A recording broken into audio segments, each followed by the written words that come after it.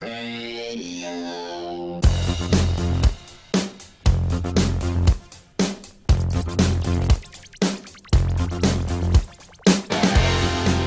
FNX. It's 9:19 in the studio. Tim and James from the Dropkick Murphys. Morning, guys. Morning. Good morning. Thanks for having us. Congratulations on the new album. Drops in a week, I believe. Is that right? Yeah, exactly. Yeah. Yep. This album is this your first release on your own label? Yeah. We did 5 records on Hellcat previous to this one, and this one's on Born and Bred, which is distributed by the Warner Independent Music Group, I think. So it's our own label. But It's obviously all very official. Yeah, of course. Yeah. You can tell by all those words.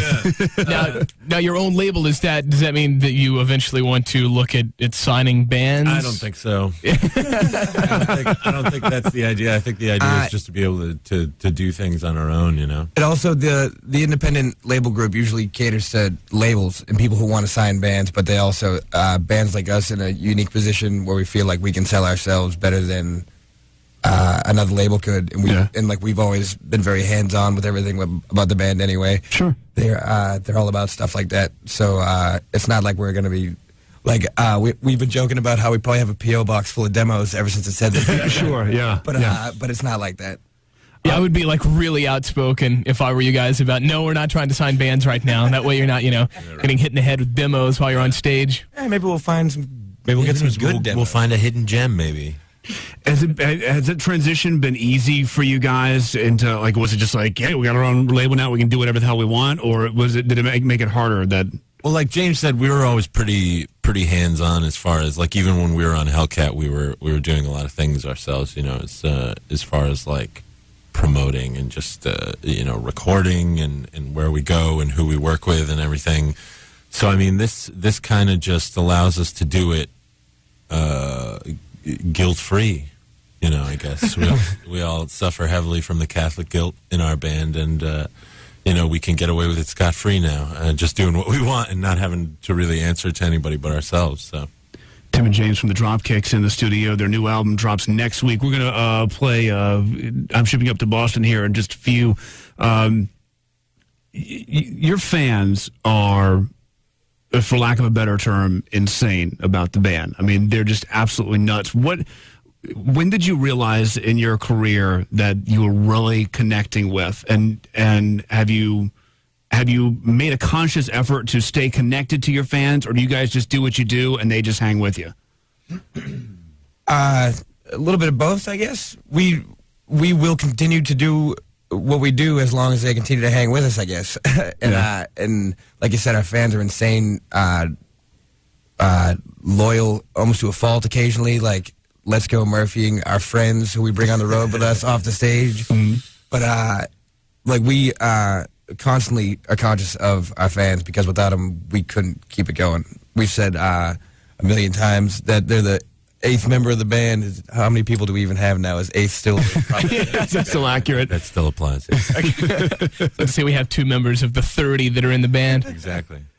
You guys have been doing this a little over 10 years now.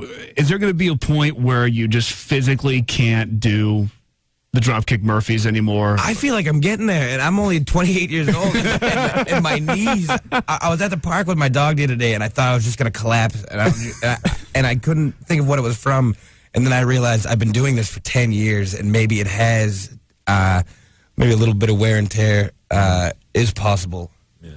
Need a tune-up.